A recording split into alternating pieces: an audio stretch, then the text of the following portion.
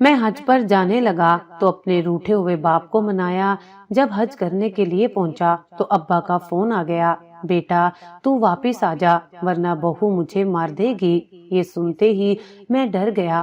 کچھ دیر بعد مجھے اطلاع ملی کہ میرا باپ فوت ہو گیا ہے۔ میں سب کچھ چھوڑ کر ابا کے جنازے پر پہنچا تو میری بیوی روتے ہوئے ابا کے پاؤں چوم رہی تھی، لیکن اسی وقت غسل دینے والے آدمی نے کہا، دفنانے سے پہلے اپنے باپ کا کفن کھول کر دیکھ لینا۔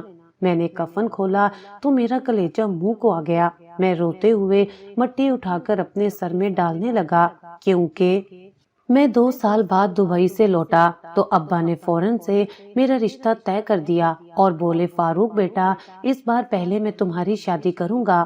پچھلی بار بھی تم مجھے دھوکہ دے کر دبئی بھاگ گئے تھے، مگر اب تمہاری عمر نکلتی جا رہی ہے، کیا بوڑھے ہو کر تم شادی کرو گے؟ میں نے مسکرا کر ابا کی طرف دیکھا اور کہا، ٹھیک ہے ابا جان، جہاں آپ کا دل کرے آپ میری شادی کر دیں، مجھے آپ کی ہر بات قبول ہے۔ 1 مہینے کے اندر اندر ابا نے میرے لیے ایک لڑکی پسند کی اور میری شادی سمرین سے کر دی۔ سمرین میری دلہن بن کر بہت ہی خوبصورت لگ رہی تھی۔ میں نے آہستگی سے کہا، سمرین۔ اس نے اپنا چہرہ اوپر اٹھایا، اس کی آنکھوں میں حیا اور گھبراہٹ دونوں موجود تھے۔ میں نے سنجیدگی سے بات شروع کی، دیکھو سمرین، تم آج اس گھر میں آئی ہو اور یہ گھر اب تمہارا ہے، لیکن میں تم سے ایک بات بہت صاف لفظوں میں کہنا چاہتا ہوں اور میں یہ بھی چاہتا ہوں کہ تم اس بات کو غور سے سنو اور تم اسے اپنے پلو سے باندھ لو۔ سمرین نے سوالیہ نظروں سے میری طرف دیکھا اور بولی، جی کہیے، میں سن رہی ہوں۔ میں نے گہرا سانس لیا اور اپنے دل کی بات اپنی زبان پر لے آیا۔ میں اپنے باپ سے بہت پیار کرتا ہوں۔ جب میں پیدا ہوا تو میری ماں اس دنیا سے چلی گئی تھی۔ مجھے ماں کا پیار نصیب نہیں ہوا۔ میرے باپ نے مجھے ماں اور باپ دونوں کا پیار دیا ہے۔ انہوں نے اپنی جوانی، اپنا سکون اور اپنی خوشیاں صرف اس لیے قربان کر دی کہ مجھے کسی چیز کی کمی محسوس نہ ہو۔ میری آواز میں نمی تیرنے لگی تھی۔ میں نے اپنی بات جاری رکھی، آج اگر میں اس مقام پر ہوں، یہ گھر، یہ عزت، یہ سب کچھ انہی کی محنت اور قربانی کا نتیجہ ہے۔ انہوں نے دوسری شادی صرف اس ڈر سے نہیں کی تھی کہ کہیں سوتیلی ماں میرے ساتھ برا سلوک نہ کرے۔ اس لیے اگر تم چاہتی ہو کہ میں تم سے خوش رہوں اور ہمارا یہ رشتہ خوبصورت رہے تو تمہیں بس ایک کام کرنا ہوگا۔ سمرین نے میرا ہاتھ تھام لیا اور بہت نرم لہجے میں بولی، آپ کیا کہنا چاہتے ہیں میں سمجھ رہی ہوں، آپ چاہتے ہیں کہ میں ابا جی کا خیال رکھوں، ہے نا؟ میں نے اس بات میں سر ہلایا۔ ہاں، تمہیں اس گھر میں بہو بن کر نہیں بلکہ ان کی بیٹی بن کر رہنا ہوگا۔ انہیں کبھی یہ احساس نہیں ہونا چاہیے کہ ان کا بیٹا شادی کے بعد بدل گیا ہے یا ان کی اہمیت کم ہو گئی ہے۔ میرے لیے میری خوشی سے زیادہ ان کا آرام اہم ہے۔ اگر انہیں ذرا سی بھی تکلیف پہنچی تو میں برداشت نہیں کر پاؤں گی۔ سمرین کے چہرے پر ایک اطمینان بخش مسکراہٹ ابھر آئی۔ اس نے میرے ہاتھوں پر اپنی گرفت مضبوط کی اور بولی، آپ بالکل فکر نہ کریں، میں جانتی ہوں کہ والدین کا مقام کیا ہوتا ہے۔ آج سے وہ آپ کے نہیں بلکہ میرے باپ ہیں۔ میں ان کا اسی طرح خیال رکھوں گی جس طرح آپ رکھتے ہیں، بلکہ کوشش کروں گی کہ آپ سے بھی بڑھ کر ان کی خدمت کروں۔ آپ کے ابا اب میری ذمہ داری ہیں اور میں انہیں کبھی شکایت کا موقع نہیں دوں گی۔ اس کی باتیں سن کر میرے دل سے جیسے بوجھ اتر گیا۔ میں بے فکر ہو گیا کیونکہ اس کے لہجے میں سچائی تھی اور آنکھوں میں خلوص۔ اگلی صبح جب میری آنکھ کھلی تو سمرین کمرے میں نہیں تھی۔ میں گھبرا کر باہر نکلا تو دیکھا کہ وہ باورچی خانے میں ناشتہ بنا رہی تھی۔ میں صحن میں آیا تو دیکھا کہ ابا چارپائی پر بیٹھے مسکرا رہے تھے اور ان کے ہاتھ میں چائے کا کپ تھا۔ ابا نے مجھے دیکھتے ہی خوشی سے کہا، فاروق بیٹا، دیکھو میری بہو کتنی اچھی ہے، مجھے تو اٹھ کر مانگنا بھی نہیں پڑتا۔ یہ صبح سویرے اٹھی، فجر کی نماز پڑھی اور میرے جاگنے سے پہلے ہی میرے لیے گرم چائے لے آئی۔ میں نے سمرین کی طرف دیکھا جو ٹرے میں ناشتہ لیے آ رہی تھی۔ اس نے مسکرا کر ابا کے سامنے ناشتہ رکھا اور بولی، ابا جی یہ پراٹھا کھائیں، میں نے خاص آپ کے لیے نرم بنایا ہے تاکہ آپ کو چبانے میں تکلیف نہ ہو۔ میرا دل بہت خوش ہوا۔ یہ وہی منظر تھا جس کا میں خواب دیکھتا تھا۔ ابا کے چہرے پر وہ سکون تھا جو میں ہمیشہ دیکھنا چاہتا تھا۔ समरीन वाकई अपने वादे की पक्की निकली थी। दिन गुजरने लगे। समरीन ने घर का सारा निजाम संभाल लिया था। अब्बा को आदत थी कि वो सुबह उठकर चाय पीते थे और फिर नमाज पढ़ते थे। समरीन उनके वजू के लिए पानी गर्म करती, उनका मुसल्ला बिछाती और फिर उनकी खिदमत में लग जाती। दोपहर में वो वक्त पर उन्हें खाना देती और उनकी दवाइयों का ख्याल रखती। अब मैं दिल में सोचता कि मैं कितना खुशकिस्मत हूँ। मेरे पीछे की टेंशन खत्म हो गई थी, अब्बा की तन्हाई भी खत्म हो गई थी और अब बुढ़ापे में वो वाकई आराम कर रहे थे। समरीन ने उन्हें वो बेटी का प्यार दिया था जिसकी कमी शायद वो हमेशा महसूस करते थे। कुछ अरसा बाद मुझे दोबारा बैरूने मुल्क जाने की तैयारी करनी थी। मेरी छुट्टियां खत्म हो रही थी और मुझे वापस अपनी नौकरी पर जाना था। पहले जब मैं जाता था तो मेरा दिल पीछे अटका रहता था कि अब्बा अकेले होंगे, खाना खाया होगा या नहीं, दवाई ली होगी या नहीं। लेकिन इस बार कैफियत मुख्तलिफ थी। जाने से एक रात पहले मैं और समरीन कमरे में पैकिंग कर रहे थे। मैंने समरीन से कहा, समरीन मैं कल जा रहा हूँ, मुझे अब वो फिक्र नहीं है जो पहले होती थी, मुझे तुम पर भरोसा है। समरीन ने कपड़े तय करते हुए कहा, आप बस सुकून से जाएं और अपने काम पर ध्यान दें। घर की और अब्बा जी की फिक्र मुझ पर छोड़ दें। मैं उन्हें कभी तन्हा महसूस नहीं होने दूंगी। अगली सुबह रवानगी के वक्त अब्बा की आंखों में आंसू थे, लेकिन वो मुतमईन भी थे।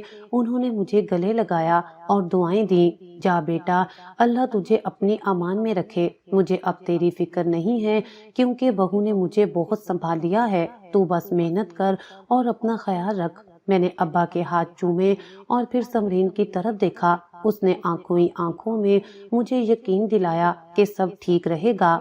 मैं घर से निकला तो मेरा दिल हल्का था। मैं जानता था कि पीछे मेरा बाप महफूज हाथों में है। मुझे क्या पता था कि तकदीर ने मेरे लिए क्या लिख रखा है और ये सुकून आने वाले वक्त में किस तूफान का पेशे खैमत साबित होगा।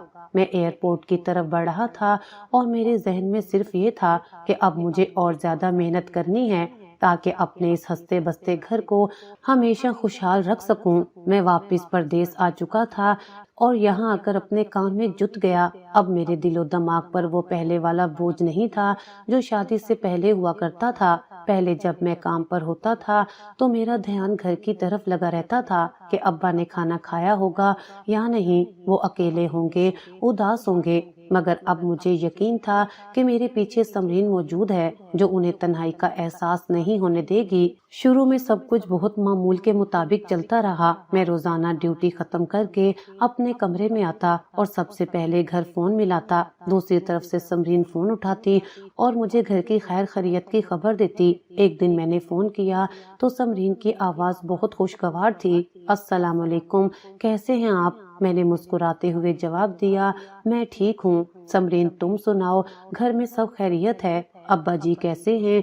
समरीन ने फौरन जवाब दिया, आप बिल्कुल फिक्र ना करें, अब्बा जी बिल्कुल ठीक हैं। उन्हें थोड़ी देर पहले ही मैंने खाना खिलाया है और अब वो आराम कर रहे हैं। वो आपको बहुत याद करते हैं, जरा बात तो करवाओ उनसे। मैंने इश्तियाक से कहा। समरीन फोन अब्बा के पास ले गई। अब्बा की कमजोर मगर शफीक आवाज मेरे कानों में पड़ी, फारूक बेटा कैसे हो? मैं ठीक हूँ अब्बा, आपकी तबीयत कैसी है? बहू ख्याल रखती है ना आपका? मैंने जानबूझकर पूछा ताकि मुझे तसल्ली हो जाए। अब्बा ने भरपूर इत्मीनान के साथ जवाब दिया, बेटा अल्लाह तेरा भला करे, तूने मेरी बुढ़ापे की लाठी मजबूत कर दी है। बहू मेरा बहुत ख्याल रखती है, वक्त पर दवा देती है, वक्त पर खाना देती है। मुझे तो अब अपने काम खुद करने भी नहीं पड़ते। अब्बा की ये बातें सुनकर मेरा सीना फख्र से चौड़ा हो जाता। मैं और ज्यादा दिल लगाकर मेहनत करने लगा। इसी तरह दिन महीनों में और महीने सालों में बदलते गए। 2 साल का अरसा पलक झपकते गुजर गया। 2 साल बाद जब मैं छुट्टी पर वापस पाकिस्तान गया तो वहाँ का मंजर देखकर मुझे बहुत सुकून मिला। मेरा घर साफ सुथरा था और हर चीज सलीके से रखी हुई थी। अब्बा पहले की निस्बत ज्यादा बूढ़े हो चुके थे। उनके बालों में चांदी मजीद बढ़ गई थी और चेहरे पर झुर्रियां गहरी हो गई थीं, लेकिन उनकी आंखों में इत्मीनान था। एक शाम मैं अब्बा के पास बैठा उनके पैर दबा रहा था कि अब्बा ने मेरा हाथ थाम लिया। फारूक बस कर बेटा, तू थक गया होगा, सफर से आया है। मैंने उनके हाथ चूमे। अब्बा मैं नहीं थका, आप बताएं कोई तकलीफ तो नहीं है? ابا نے چارپائی پر ٹیک لگاتے ہوئے کہا، تکلیف تو اب بڑھاپے کا حصہ ہے بیٹا، ہڈیاں کمزور ہو گئی ہیں اور جسم اب ساتھ نہیں دیتا، مگر تیری بیوی نے مجھے سنبھال رکھا ہے، اگر یہ نہ ہوتی تو شاید میں اب تک بستر سے نہ اٹھ سکتا۔ مجھے اپنی بیوی پر بہت پیار آیا، میں نے اس چھٹی کے دوران سمرین کے لیے بہت سے تحفے خریدے اور اس کا شکریہ ادا کیا کہ اس نے میرے جانے کے بعد میرے باپ کو باپ سمجھا تھا۔ چھٹی ختم ہوئی اور میں دوبارہ پردیس لوٹ آیا، لیکن اس بار ابا کی صحت تیزی سے گرنے لگی تھی۔ ابا اکثر بیمار رہنے لگے تھے، کبھی جوڑوں کا درد اور کبھی سینے کی تکلیف۔ میں ہر مہینے باقاعدگی سے پیسے بھیجتا اور سمرین کو فون پر تاکید کرتا، دیکھو سمرین، ابا کی صحت میرے لیے سب سے مقدم ہے، پیسوں کی پرواہ بالکل مت کرنا، جس ڈاکٹر کو دکھانا ہو، جو ٹیسٹ کروانے ہو فوراً کرواؤ، میں یہاں اسی لیے بیٹھا ہوں کہ کما کر بھیج سکوں۔ سمرین مجھے ہر بار تسلی دیتی، آپ پریشان نہ ہوں فاروق، میں انہیں شہر کے سب سے اچھے ڈاکٹر کے پاس لے کر گئی تھی، ڈاکٹر نے کچھ دوائیاں دی ہیں اور کہا ہے کہ کمزوری ہے، اچھی خوراک اور آرام سے ٹھیک ہو جائیں گے، دوا تو وقت پر دے رہی ہو نا؟ میں فکر مندی سے پوچھتا، جی بالکل، میں ایک وقت کا بھی ناغہ نہیں کرتی، ڈاکٹر نے جو پھل اور جوس بتائے ہیں وہ بھی انہیں باقاعدگی سے دے رہی ہوں، بس آپ وہاں اپنے کام پر دھیان دیں اور اپنا خیال رکھیں، یہاں سب میرے حوالے کر دیں۔ مجھے اپنی بیوی پر اندھا اعتماد ہو چکا تھا، وہ جو کہتی میں مان لیتا، وہ کہتی کہ ڈاکٹر کی فیس زیادہ ہے، میں فوراً اور پیسے بھیج دیتا، وہ کہتی کہ ابا کے لیے نیا بستر چاہیے، میں فوراً انتظام کر دیتا۔ میرے سامنے بھی سمرین ابا کا بہت خیال رکھتی تھی اور ابا بھی ہمیشہ یہی کہتے کہ بہو بہت اچھی ہے۔ میں سمجھ رہا تھا کہ میں نے اپنی ذمہ داری پوری کر دی ہے، میں پیسے بھیج رہا تھا اور میری بیوی خدمت کر رہی تھی۔ مجھے نہیں معلوم تھا کہ پردیس میں بیٹھ کر انسان جو تصویر دیکھ رہا ہوتا ہے، حقیقت بعض اوقات اس سے بالکل مختلف ہوتی ہے۔ کچھ عرصہ اسی طرح گزر گیا، میں باقاعدگی سے پیسے بھیجتا رہا اور سمرین مجھے ابا کی صحت کی رپورٹ دیتی رہی، لیکن پھر آہستہ آہستہ ایک عجیب سلسلہ شروع ہو گیا۔ پہلے میں جب بھی کال کرتا تھا تو ابا سے 2-4 منٹ بات ہو جایا کرتی تھی، لیکن اب کافی دن گزر گئے تھے اور میری ابا سے براہ راست بات نہیں ہو پا رہی تھی۔ ایک شام میں نے ڈیوٹی سے واپس آ کر حسب معمول فون ملایا، گھنٹی بجتی رہی اور پھر سمرین نے فون اٹھایا۔ السلام علیکم، خیریت ہے؟ آج اتنی دیر سے فون اٹھایا؟ میں نے تشویش سے پوچھا۔ سمرین کی آواز میں عجلت تھی۔ وعلیکم السلام، میں ذرا کچن میں تھی، ہاتھ گیلے تھے اس لیے دیر ہو گئی، آپ سنائیں کیسے ہیں؟ میں ٹھیک ہوں، تم ذرا ابا کے پاس جاؤ، مجھے ان سے بات کرنی ہے، آج کل کام کی زیادتی کی وجہ سے ٹائم نہیں مل رہا تھا تو سوچا آج تسلی سے بات کر لوں، میں نے کہا۔ دوسری طرف چند لمحے خاموشی رہی، پھر سمرین بولی، فاروق، ابا جی تو ابھی سوئے ہیں، ڈاکٹر نے جو نئی دوائی دی ہے اس میں نیند کا غلبہ زیادہ ہے، وہ دوائی کھاتے ہی گہری نیند سو جاتے ہیں، ابھی جگانا مناسب نہیں ہوگا۔ میں نے مایوسی سے کہا، اچھا چلو کوئی بات نہیں، آرام کرنے دو انہیں، جب وہ جاگ جائیں تو مجھے مس کال دے دینا، میں کال کر لوں گا۔ لیکن اس دن کوئی مس کال نہیں آئی۔ اگلے دن میں نے دوبارہ فون کیا، سمرین اب تو ابا جاگ رہے ہوں گے نا، بات کرواؤ۔ سمرین نے فوراً جواب دیا، ارے ابھی تو وہ ظہر کی نماز پڑھ رہے ہیں، آپ کو پتہ ہے نا وہ نماز اور تسبیح میں کتنا وقت لگاتے ہیں، میں انہیں بیچ میں ڈسٹرب نہیں کر سکتی، ان کا دھیان بڑھ جائے گا۔ میں نے خاموشی سے فون بند کر دیا۔ میرے دل میں ایک عجیب سی بے چینی سر اٹھانے لگی تھی، کبھی وہ سو رہے ہوتے، کبھی نماز پڑھ رہے ہوتے اور کبھی واش روم میں ہوتے، یہ اتفاق 1-2 بار تو ہو سکتا تھا مگر اب یہ روز کا معمول بنتا جا رہا تھا۔ ایک ہفتہ مزید گزر گیا، میرا صبر جواب دینے لگا، میں نے غصے سے سمرین کو فون کیا، دیکھو سمرین، مجھے بہانے نہیں چاہیے، ابھی اسی وقت ابا کے پاس جاؤ اور میری بات کرواؤ، مجھے ان کی آواز سنے ہوئے صدیاں بیت گئی ہیں، کیا وہ مجھ سے ناراض ہیں یا تم کوئی بات چھپا رہی ہو؟ سمرین کی آواز بھرا گئی، آپ مجھ پر شک کر رہے ہیں فاروق، میں یہاں دن رات ایک کر کے آپ کے بوڑھے باپ کی خدمت کر رہی ہوں اور آپ وہاں بیٹھ کر مجھ پر الزام لگا رہے ہیں کہ میں بات نہیں کروا رہی۔ میں نے نرمی اختیار کی لیکن اپنا مدعا نہیں چھوڑا، شک نہیں کر رہا سمرین، بس دل پریشان ہے، باپ ہیں وہ میرے، فکر ہوتی ہے، سمرین نے جذباتی انداز میں کہا، میں جانتی ہوں وہ آپ کے باپ ہیں، لیکن آپ بھول گئے ہیں کہ میں نے کیا وعدہ کیا تھا۔ وہ اب آپ سے زیادہ میرے باپ ہیں، میں ان کی سکی بیٹیوں سے بڑھ کر خدمت کر رہی ہوں۔ انہیں ذرا بھی تکلیف ہو تو میری جان نکلنے لگتی ہے۔ اگر میں کہہ رہی ہوں کہ وہ ٹھیک ہیں تو وہ بالکل ٹھیک ہیں، بس بیماری اور بڑھاپے کی وجہ سے چڑچڑے ہو گئے ہیں، بات کرنے کا موڈ نہیں ہوتا ان کا۔ میں زبردستی تو نہیں کر سکتی نا۔ اس کی ان باتوں نے مجھے پھر سے لاجواب کر دیا۔ مجھے اپنی ہی سوچ پر شرمندگی ہونے لگی کہ میں خواہ اپنی نیک بیوی پر شک کر رہا ہوں جو میرے باپ کی خاطر اپنی نیندیں حرام کیے ہوئے ہے۔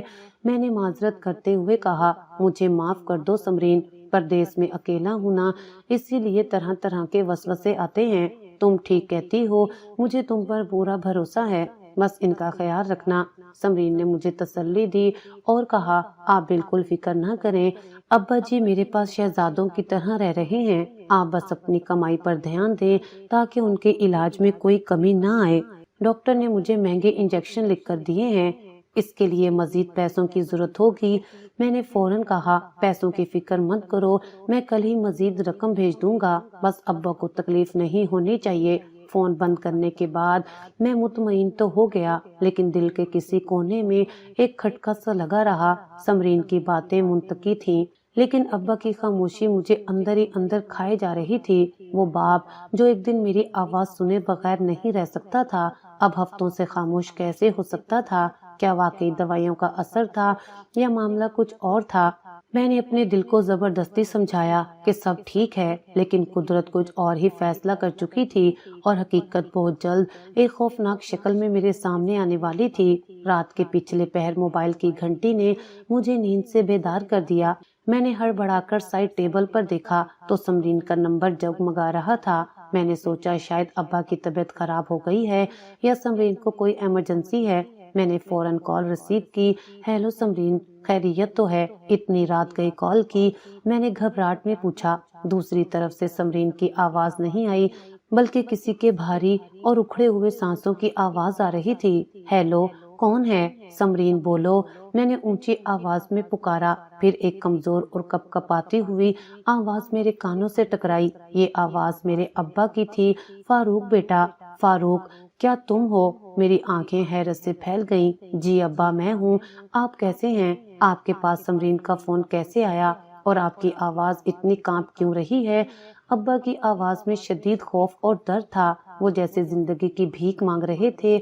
واپس آ جاؤ بیٹا، فوراً واپس آ جاؤ، ورنہ یہ بہو مجھے سردی سے مار دے گی۔ اس نے مجھ سے سب کچھ چھین لیا ہے، مجھے بچا لو بیٹا، ورنہ میں نہیں بچوں گا۔ اگلے ہی لمحے کال کٹ گئی۔ میں سن رہ گیا، میرے دماغ میں دھماکے ہونے لگے۔ ابا کے الفاظ میرے کانوں میں گونج رہے تھے کہ یہ بہو مجھے سردی سے مار دے گی۔ مجھے کچھ سمجھ نہیں آ رہی تھی کہ یہ سب کیا ہے۔ کیا سمرین واقعی میرے باپ پر ظلم کر رہی تھی؟ کیا میری اتنی خدمت گزار بیوی میرے جانے کے بعد جلاد بن گئی تھی؟ میں نے پاگلوں کی طرح دوبارہ نمبر ملایا۔ گھنٹی جاتی رہی لیکن کسی نے فون نہیں اٹھایا۔ میں نے تیسری بار کال کی تو نمبر بند ملنے لگا۔ میرا دل زور زور سے دھڑک رہا تھا، میرے ماتھے پر پسینہ آ گیا۔ میں کمرے میں ادھر سے ادھر ٹہلنے لگا۔ یہ نہیں ہو سکتا، سمرین ایسا نہیں کر سکتی، ضرور ابا کو کوئی غلط فہمی ہوئی ہوگی یا وہ بیماری میں بہکی بہکی باتیں کر رہے ہیں۔ میں نے خود کو تسلی دینے کی کوشش کی، لیکن پھر وہ جملہ میرے ذہن میں ہتھوڑے کی طرح برسنے لگا، مجھے سردی سے مار دے گی۔ ابا نے ایسا کیوں کہا؟ کیا انہیں سردی لگ رہی تھی اور سمرین نے ہیٹر بند کر دیا تھا یا انہیں کپڑے نہیں دیے جا رہے تھے؟ میں نے فیصلہ کیا کہ اب مجھے ایک پل بھی ضائع نہیں کرنا چاہیے۔ میں نے فوراً ٹریول ایجنٹ کو کال کی اور پاکستان کی پہلی دستیاب فلائٹ کا ٹکٹ بک کروانے کو کہا۔ میرا دل بہت زیادہ پریشان ہو گیا تھا۔ میں سوچ رہا تھا کہ سچ میں مجھے ابا کے پاس جانا چاہیے، نہ جانے کیوں دل یہ سوچنے پر مجبور ہو رہا تھا کہ ابا کچھ ٹھیک نہیں ہے یا پھر ابا کے ساتھ کچھ بہت غلط ہونے والا ہے۔ میری تیاری تقریباً ہو چکی تھی جب اچانک ایک دن میرے کزن کی کال آئی۔ میں نے فون اٹھایا تو وہ بری طرح رو رہا تھا۔ ہیلو فاروق، اس کی آواز ہچکیوں میں دبی ہوئی تھی۔ کیا ہوا؟ تم رو کیوں رہے ہو؟ سب خیریت تو ہے؟ میرا دل دہل کر رہ گیا۔ کزن نے روتے ہوئے کہا، ہمت کرنا بھائی، واپس آ جاؤ، تمہارے ابا اب نہیں رہے۔ یہ خبر سننے کی دیر تھی کہ میرے پیروں کے نیچے سے زمین نکل گئی، موبائل میرے ہاتھ سے گر گیا۔ میرے ابا اس دنیا سے چلے گئے تھے۔ مجھے یقین نہیں آ رہا تھا۔ اس وقت مجھے یہاں غیر ملک میں سنبھالنے والا کوئی نہیں تھا۔ مجھے ایسے لگ رہا تھا جیسے میرے اندر وجود سے روح نکل گئی ہو۔ میرا باپ جس نے پوری زندگی میرے اوپر وقف کر دی تھی، آج وہ کسی ظالم کے ظلم کی بھیڑ چڑھ گیا تھا۔ ابا کے وہ آخری الفاظ بار بار میرے کانوں میں گونج رہے تھے کہ واپس آ جاؤ ورنہ بہو مجھے سردی سے مار دے گی۔ غم کی جگہ اب میرے اندر شدید غصے نے لے لی تھی۔ مجھے اپنی بیوی پر بہت غصہ آ رہا تھا، میرا خون کھول رہا تھا۔ میں نے دیوار پر مکہ مارا اور چیخا، میں تجھے چھوڑوں گا نہیں سمرین، تم نے میرے بھروسے کا یہ صلہ دیا، تم نے میرے باپ کو مار دیا۔ میں آ رہا ہوں اور تجھے تیرے کیے کی سزا دوں گا، میں تجھے اسی وقت طلاق دے دوں گا۔ میں نے اپنا بیگ اٹھایا اور ایئرپورٹ کی طرف بھاگا۔ راستے بھر میری آنکھوں کے سامنے ابا کا مسکراتا چہرہ اور سمرین کا معصوم روپ گھومتا رہا۔ نفرت کی آگ میری رگ رگ میں دوڑ رہی تھی۔ مجھے نہیں معلوم تھا کہ گھر پہنچ کر میرا سامنا کس قیامت سے ہونے والا ہے، لیکن میں نے تہیہ کر لیا تھا کہ میں اپنے باپ کے مجرم کو معاف نہیں کروں گا، چاہے وہ میری اپنی بیوی ہی کیوں نہ ہو۔ گاڑی جیسے ہی میری گلی میں داخل ہوئی، وہاں موجود لوگوں کا ہجوم دیکھ کر میرا دم گھٹنے لگا۔ گھر کے باہر ٹینٹ لگا ہوا تھا اور دروازہ چوپٹ کھلا تھا۔ میں لڑکھڑاتے قدموں سے گاڑی سے اترا اور دیوانہ وار اندر کی طرف بھاگا۔ صحن میں داخل ہوتے ہی میری نظر اس چارپائی پر پڑی جس پر سفید چادر میں لپٹا ہوا ایک وجود موجود تھا۔ یہ میرے ابا تھے۔ میری کائنات وہاں خاموش پڑی تھی۔ میں نے ایک نظر اپنے ارد گرد دیکھا، پورے گھر میں کوہرام مچا ہوا تھا۔ خواتین کی چیخو پکار نے ماحول کو سوگوار بنا رکھا تھا۔ اچانک میری نظر چارپائی کے سرانے بیٹھی سمرین پر پڑی۔ وہ زمین پر بیٹھی رو رو کر ہلکان ہو رہی تھی۔ اس کی آنکھیں سوجی ہوئی تھیں اور چہرہ آنسوؤں سے تر تھا۔ اسے دیکھتے ہی میرے تن بدن میں آگ لگ گئی۔ ابا کے وہ آخری الفاظ میرے دماغ میں گونجے، بہو مجھے سردی سے مار دے گی۔ مجھے لگا کہ یہ عورت جو مگرمچھ کے آنسو بہا رہی ہے، اصل مجرم یہی ہے۔ میں نے مٹھیاں بھینچ لیں اور غصے سے اس کی طرف قدم بڑھائے۔ میرا دل کر رہا تھا کہ ابھی اس کا گریبان پکڑ لوں اور پوچھوں کہ میرے باپ کے ساتھ ایسا کیوں کیا۔ میں بس اس پر جھپٹنے ہی والا تھا کہ کسی نے مجھے مضبوطی سے پیچھے سے جھکڑ لیا۔ یہ میرا کزن ارسلان تھا۔ اس نے مجھے تھام لیا اور میرے کان میں بولا، فاروق ہوش کرو، یہ تم کیا کر رہے ہو؟ دیکھ نہیں رہے جنازہ رکھا ہوا ہے، یہ وقت لڑائی جھگڑے کا نہیں ہے، خود کو سنبھالو۔ میں نے غصے سے خود کو چھڑوانے کی کوشش کی اور دانت پیستے ہوئے کہا، مجھے چھوڑ دو ارسلان، تم نہیں جانتے اس عورت نے کیا کیا ہے، یہ میرے باپ کی مجرم ہے، میں اسے زندہ نہیں چھوڑوں گا، میں ابھی سب کے سامنے اس کا تماشا بناؤں گا۔ ارسلان نے مجھے سختی سے روکا اور دھیمی آواز میں سمجھایا، تم ابھی جذباتی ہو رہے ہو کیونکہ صدمہ بہت گہرا ہے، لوگ کیا کہیں گے، خاموش ہو جاؤ اور ابا کے پاس بیٹھو، بعد میں جو کرنا ہے کر لینا، ابھی میت کی بے حرمتی مت کرو۔ میں بے بسی سے وہیں گھٹنوں کے بل بیٹھ گیا۔ میری نظریں سمرین پر جمی ہوئی تھیں جو ابا کی میت سے لپٹ کر رو رہی تھی۔ وہ دیوانوں کی طرح ابا کے پیروں کو چوم رہی تھی اور پھر اس نے جو الفاظ کہے اس نے مجھے چونکا دیا۔ سمرین ہچکیوں کے درمیان روتے ہوئے کہہ رہی تھی، ابا جی مجھے معاف کر دیں، میں آپ کی گنہگار ہوں، میں آپ کو بچا نہیں سکی، میں بہت مجبور ہو گئی تھی، لیکن میں آپ سے وعدہ کرتی ہوں کہ آپ کا بدلہ ضرور لوں گی۔ جس نے بھی آپ کے ساتھ ظلم کیا ہے میں اسے کبھی معاف نہیں کروں گی، میں اس کا چہرہ سب کے سامنے لاؤں گی۔ مجھے اس کی بات پر بہت حیرانی ہوئی۔ بدلہ؟ یہ کس سے بدلہ لینے کی بات کر رہی ہے؟ مجرم تو یہ خود ہے، کیا یہ خود کو بچانے کے لیے ڈرامہ کر رہی ہے؟ میں نے نفرت سے سوچا، ضرور یہ لوگوں کی ہمدردیاں حاصل کرنے کے لیے ایسا کہہ رہی ہے تاکہ کسی کو اس پر شک نہ ہو۔ میں نے نفرت سے رخ پھیر لیا، میں اس کی شکل بھی نہیں دیکھنا چاہتا تھا۔ تھوڑی دیر بعد محلے کے بزرگ میرے پاس آئے اور تعزیت کرنے لگے۔ میں نے خود کو پتھر کا کر لیا تھا۔ میرا دماغ صرف ایک ہی بات سوچ رہا تھا کہ جنازے کے بعد میں سمرین کا حساب چکاؤں گا۔ اتنے میں غسل دینے والا آدمی میرے پاس آیا اور میرے کندھے پر ہاتھ رکھ کر بولا، بیٹا میت کو غسل دینے کا وقت ہو گیا ہے، تم آؤ ہمارے ساتھ، باپ کا آخری دیدار کر لو اور غسل میں مدد کرو۔ غسل دینے والے بزرگ مجھے کمرے میں لے گئے۔ وہاں صرف میں اور وہ بزرگ موجود تھے، باقی لوگ باہر انتظار کر رہے تھے۔ انہوں نے دروازہ بند کیا اور میری طرف بہت سنجیدگی سے دیکھا۔ بیٹا فاروق، مجھے تم سے ایک ضروری بات کرنی ہے، بزرگ نے دھیمی آواز میں کہا۔ میں نے آنسو پہنچتے ہوئے کہا، جی بابا جی، کہیے کیا بات ہے؟ بزرگ نے ابا کی میت کی طرف اشارہ کرتے ہوئے کہا، تمہارے ابا نے اپنے وفات سے کچھ دن پہلے مجھ سے ایک وعدہ لیا تھا۔ میں ان کی عیادت کے لیے آیا تھا تو انہوں نے میرا ہاتھ پکڑ کر کہا تھا کہ اگر میری موت کے وقت میرا بیٹا پہنچ جائے تو اسے میرا ایک پیغام دینا۔ میں چونک گیا۔ پیغام؟ ابا نے کیا کہا تھا؟ انہوں نے کہا تھا کہ میرے بیٹے سے کہنا کہ میرا کفن باندھنے سے پہلے میرا چہرہ کھول کر ضرور دیکھے۔ بزرگ نے بتایا۔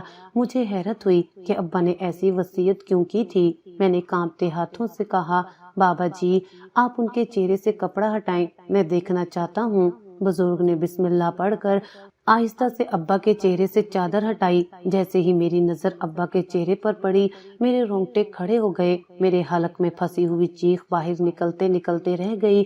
ابا کے چہرے پر موت کے بعد بھی ایک ایسی مسکراہٹ تھی جیسے وہ ابھی زندہ ہوں اور کوئی بہت خوشگوار خواب دیکھ رہے ہوں۔ ان کے چہرے پر نور برس رہا تھا۔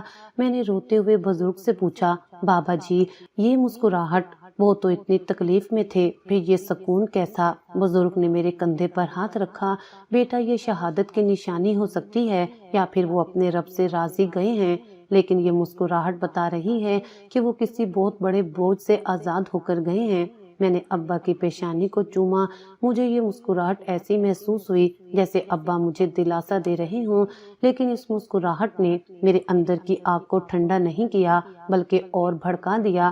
میں جانتا تھا کہ ابا اپنی طبعی موت نہیں مرے، کیونکہ ابا کی وہ فون کال یہ ثبوت دینے کے لیے کافی تھی کہ انہیں مارا گیا ہے۔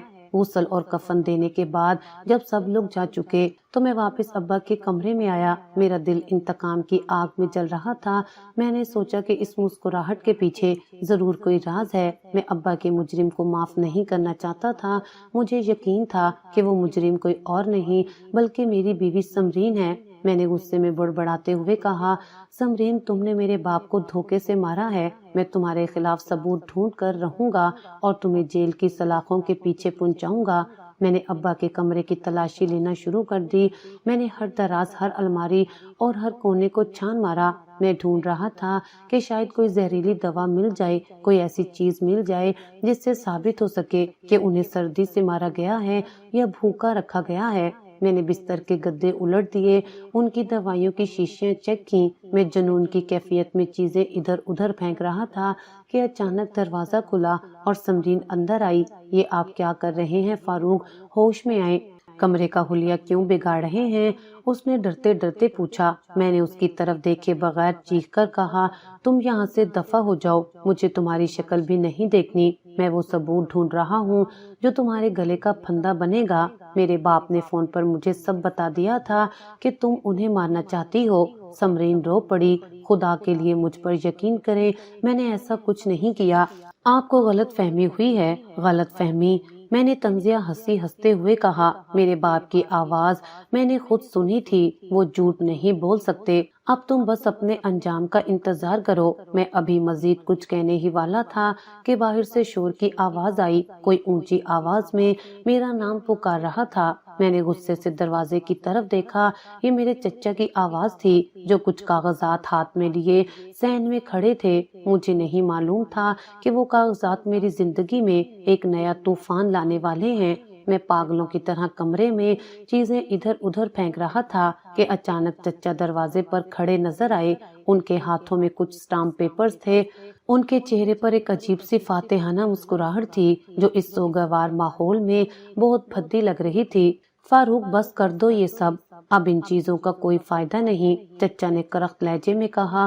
میں نے غصے سے ان کی طرف دیکھا اور پوچھا، آپ کیا کہنا چاہتے ہیں چچا جان، اور یہ کاغذات کیسے ہیں؟ چچا نے وہ کاغذات میری طرف بڑھاتے ہوئے کہا، یہ دیکھو، تمہارے ابا نے اپنی زندگی میں ہی اپنی ساری زمین جائیداد میرے نام کر دی تھی۔ اب اس گھر اور زمین کا مالک میں ہوں۔ میرے پیروں تلے سے زمین نکل گئی۔ میں نے جھپٹ کر وہ کاغذات ان کے ہاتھ سے لیے اور پڑھنے لگا۔ ان پر واقعی ابا کے انگوٹھے لگے ہوئے تھے۔ میں نے حیرت اور صدمے سے کہا، ये नामुमकिन है, अब्बा ऐसा कभी नहीं कर सकते। ये सारी जायदाद मेरी कमाई से बनी थी। मैं बाहर मुल्क धक्के खाकर पैसा भेजता रहा और अब्बा चीजें खरीदते रहे। वो मेरे साथ ऐसा धोखा नहीं कर सकते। ये आपने धोखे से अंगूठे लगवाए हैं। चचा ने कहकर लगाया, धोखा हो या मर्जी, अब कानूनी तौर पर ये सब मेरा है। बेहतर है तुम अपनी बीवी को लेकर यहाँ से निकल जाओ। मैं गुस्से से उनकी तरफ बढ़ा ही था कि पीछे से समरीन की धाड़ सुनाई दी। झूठ बोल रहे हैं ये, यही मुजरिम हैं आपके बाप के। मैं और चचा दोनों चौंक कर मुड़े। समरीन दरवाजे में खड़ी थी। उसकी आंखों में अब खौफ की जगह इंतकाम की आग थी। वो चचा की तरफ उंगली उठाकर चीख रही थी, फारूक, खुदा के लिए मेरी बात सुने। ये वही इंसान है जिसने हमारी जिंदगी बर्बाद की। ये मुझे रोज धमकियां देता था कि अगर मैंने आपको कुछ बताया तो ये आपको बाहर मुल्क मरवा देगा।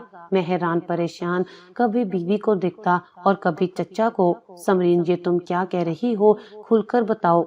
समरीन रोते हुए आगे बढ़ी और बोली, अब्बा जी आपकी जिंदगी की कस्मों की वजह से खामोश थे। ये रोज आते और अब्बा जी को मारते पीटते कि जायदाद मेरे नाम करो। अब्बा जी सिर्फ इसलिए खामोश रहे क्योंकि ये कहते थे कि उनके बंदे बाहर मुल्क आपके पीछे लगे हुए हैं। अगर अब्बा ने कुछ किया तो वो आपको मार देंगे। अब्बा जी नहीं चाहते थे कि आपकी जिंदगी को कोई खतरा हो। चचा ने गुस्से से आगे बढ़कर समरीन को थप्पड़ मारने की कोशिश की। बकवास बंद कर कमबख्त औरत। मैंने फौरन चचा का हाथ हवा में ही थाम लिया और उन्हें जोर से धक्का दिया। खबरदार, जो मेरी बीवी को हाथ लगाया। समरीन, पूरी बात बताओ, समरीन ने सिसकते हुए कहा। उस मनहूस दिन उन्होंने मेरे फोन से जबरदस्ती अब्बा जी को वो कॉल करवाई थी। उन्होंने अब्बा की कनपट्टी पर बंदूक रखी थी और कहा था कि अगर फारूक को ये ना कहा कि ये बहू जुल्म कर रही है तो इसी वक्त गोली मार दूंगा। अब्बा ने आपको बचाने के लिए और मेरी जान बचाने के लिए वो झूठ बोला था, जबकि असल में ये जायदाद अपने नाम करवा चुके थे और अब्बा को रास्ते से हटाना चाहते थे। मेरे दिमाग में सारे मोहरे अपनी जगह पर फिट होने लगे। अब्बा की वो फोन कॉल, समरीन का फोन छीना जाना, अब्बा का डरा हुआ लहजा, सब कुछ साफ हो गया। मुझे अपनी बेवकूफ़ी और चचा के लालच पर शदीद गुस्सा आया। मुझे पछतावा हुआ कि आज तक अब्बा के रिश्तेदारों के साथ कौन कौन सी भलाइयाँ नहीं की और उन्होंने मेरे अब्बा को मुझसे छीन लिया। समरीन ने मजीद इंकशाफ किया, फारूक, इन्होंने अब्बा को पिछले कई दिनों से कमरे में बंद कर रखा था। ये मेरा फोन भी छीन कर ले गए थे। अब्बा कई दिन तक भूखे प्यासे अंदर रहे। सर्दी में उनसे लिहाफ तक छीन लिया गया था। इसी सर्दी और भूख की वजह से अब्बा की मौत हुई है। ये तबई मौत नहीं बल्कि जुर्म है। ये सुनकर मेरा खून खौल उठा। मैंने चचा का गिरेबान पकड़ लिया और धाड़ा, तुमने मेरे बाप को तड़पा तड़पा कर मारा, मैं तुझे जिंदा नहीं छोड़ूंगा। चचा ने मेरा गिरेबान पकड़ा और धक्के देते हुए बोले, हाँ, मार दिया मैंने तेरे बाप को। वो बुढ़ा बहुत उड़ाहा था। अब तुझे भी ऐसे ही मार दूंगा और किसी को पता भी नहीं चलेगा। चचा ने जेब से पिस्तौल निकालने की कोशिश की, लेकिन तब तक समरीन ने दरवाजे की तरफ इशारा किया। बहुत देर हो चुकी है, मैंने पुलिस को इन्फॉर्म कर दिया था। बाहर पुलिस के सायरन की आवाजें गूंजने लगी। चचा के चेहरे पर हवाइयां उड़ गईं। मैंने नफरत से उन्हें जमीन पर पटक दिया। सच्चाई सामने आ चुकी थी और मेरा वो शक जो नासूर बन रहा था अब यकीन में बदल चुका था कि मेरी बीवी बेगुनाह है और मेरा असल दुश्मन मेरे घर का ही फर्द निकला। पुलिस के भारी बूटों की आवाज ने घर के सहन में एक नई हलचल मचा दी। इंस्पेक्टर अपने जवानों के साथ तेजी से अंदर दाखिल हुए और उन्होंने लम्हों में मेरे चचा को घेर लिया। चचा जो अभी कुछ देर पहले फिरौन बने खड़े थे और मुझे जान से मारने की धमकियां दे रहे थे, अब पुलिस को देखकर भीगी बिल्ली बन चुके थे। उनके हाथ से वो कागजात गिरकर जमीन पर बिखर गए जो उनकी लालच और जुल्म का मुंह बोलता सबूत थे। मैंने नफरत भरी निगाहों से अपने चचा की तरफ देखा और इंस्पेक्टर से मुखातिब हुआ, इंस्पेक्टर साहब, यही है वो शख्स जिसने मेरे बाप को मारा है। इसने जायदाद के लालच में मेरे बूढ़े और बीमार बाप को भूखा प्यासा रखा और सर्दी में तड़पा तड़पा कर मार दिया। इसने ना सिर्फ किसी की जान ली है और डरा धमकाकर जायदाद अपने नाम करवाई है। چچا نے آخری کوشش کرتے ہوئے چیخنا شروع کیا، یہ جھوٹ بول رہا ہے انسپیکٹر، یہ پاگل ہو گیا ہے، یہ سب میرا ہے، میرے بھائی نے اپنی مرضی سے دیا تھا۔ لیکن انسپیکٹر نے آگے بڑھ کر چچا کے ہاتھوں میں ہتھکڑی لگائی اور سخت لہجے میں بولے، اپنی صفائیاں عدالت میں پیش کرنا، ہمیں تمہارے خلاف تمہاری بہو کی طرف سے مکمل بیان اور کچھ ریکارڈنگز مل چکی ہیں جو ثابت کرتی ہیں کہ تم نے انہیں دھمکایا تھا۔ پولیس میرے چچا کو گھسیٹتے ہوئے باہر لے گئی۔ چچا مجھے اور سمرین کو گالیاں بکتے رہے، لیکن اب ان کی آواز میں وہ طاقت نہیں رہی تھی جو کچھ دیر پہلے تھی۔ ان کے جاتے ہی گھر میں ایک ہولناک عالم طاری ہو گیا۔ وہ طوفان جو کئی دنوں سے ہماری زندگیوں میں برپا تھا اب تھم چکا تھا، لیکن اپنے پیچھے تباہی کے نشان چھوڑ گیا تھا۔ میں وہیں زمین پر بیٹھ گیا اور دونوں ہاتھوں میں اپنا سر تھام لیا۔ میرا وجود کانپ رہا تھا۔ میں نے سر اٹھا کر سمرین کی طرف دیکھا جو دیوار کے ساتھ ٹیک لگائے خاموش کھڑی تھی۔ اس کا چہرہ آنسوں سے بھیگا ہوا تھا، لیکن اس کی آنکھوں میں ایک عجیب سا سکون تھا کہ سچ سامنے آ گیا۔ میں اپنی جگہ سے اٹھا اور آہستہ آہستہ سمرین کے قریب گیا۔ میرا سر شرمندگی سے جھکا ہوا تھا۔ مجھے اپنی ذات پر گھن آ رہی تھی کہ میں نے کس قدر گھٹیا سوچ کا مظاہرہ کیا تھا۔ میں نے کانپتے ہاتھوں کو جوڑا اور سمرین کے سامنے کھڑا ہو گیا۔ میری آنکھوں سے آنسو جاری ہو گئے۔ سمرین، میری آواز روند گئی تھی، مجھے معاف کر دو، میں بہت بڑا گنہگار ہوں۔ میں نے تم پر شک کیا، میں نے اس عورت پر الزام لگایا جس نے میرے باپ کی خدمت میں اپنے دن رات ایک کر دیے۔ میں اندھا ہو گیا تھا۔ سمرین، مجھے ابا کی وہ فون کال سمجھ نہیں آئی اور میں نے اپنے غصے کا رخ تمہاری طرف موڑ دیا۔ سمرین نے آگے بڑھ کر میرے جڑے ہوئے ہاتھوں کو تھاما اور روتے ہوئے بولی، فاروق پلیز ایسا نہ کریں، آپ میرے سر کے تاج ہیں، آپ معافی مانگ کر مجھے شرمندہ نہ کریں۔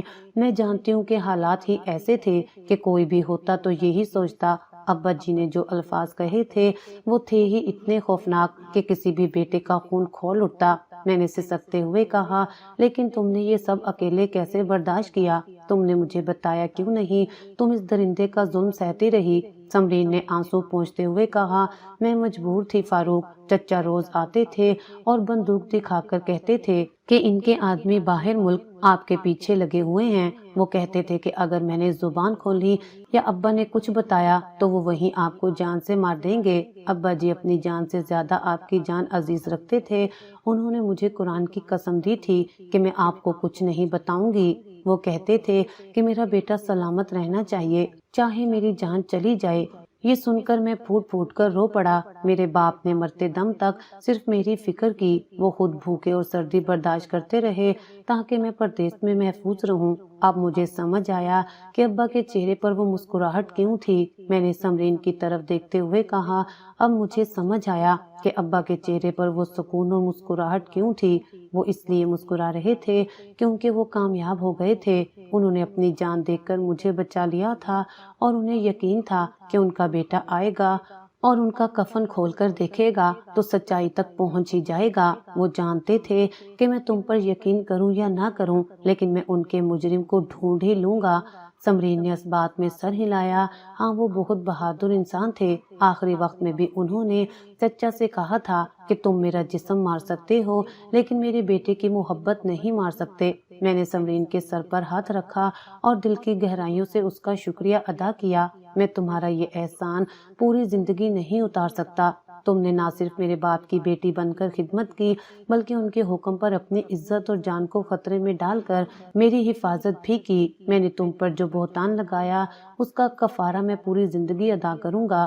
سمرین نے ہلکی سی مسکراہٹ کے ساتھ کہا، اللہ کا شکر ادا کریں کہ اس نے ہمیں سرخرو کیا۔ مجرم اپنے انجام کو پہنچ گیا اور ابا جی کا خون رائے گا نہیں گیا۔ اس رات میں دیر تک ابا کی قبر پر بیٹھا رہا۔ ہوا سرد تھی لیکن میرا دل اب پرسکون تھا۔ مجھے زندگی کا سب سے بڑا سبق مل چکا تھا۔ میں سوچ رہا تھا کہ انسان کتنا کمزور ہے۔ وہ ظاہری آنکھوں سے دیکھ کر فیصلہ کرتا ہے جبکہ حقیقت اکثر پردوں کے پیچھے چھپی ہوتی ہے۔ ہم اکثر ان لوگوں پر شک کرتے ہیں جو ہمارے سب سے بڑے خیر خواہ ہوتے ہیں۔ میری بیوی جس پر میں نے مجرم ہونے کا الزام لگایا وہ میری زندگی کی محافظ نکلی، اور وہ چچا جو خون کا رشتہ رکھتے تھے जिन्हें अब्बा अपना भाई समझते थे वो आस्तीन के सांप निकले। ये दुनिया अजीब है, यहाँ जिन लोगों पर हम हद से ज्यादा भरोसा करते हैं बाज़ औक़ात वही हमारे सबसे बड़े दुश्मन बनकर सामने आते हैं, और जिन्हें हम नजरअंदाज करते हैं या शक की निगाह से देखते हैं वही मुश्किल वक्त में हमारे लिए मसीहा साबित होते हैं। रिश्तों की पहचान खून से नहीं बल्कि एहसास और खलूस से होती है। मेरे बाप ने अपनी जान देकर मुझे रिश्तों की पहचान करवाई थी। उनकी वो मुस्कुराहट हमेशा मेरे लिए मशले राह रहेगी कि उस सच्चाई को जितना भी दबाया जाए वो कफन फाड़ कर भी बाहर आ जाती है।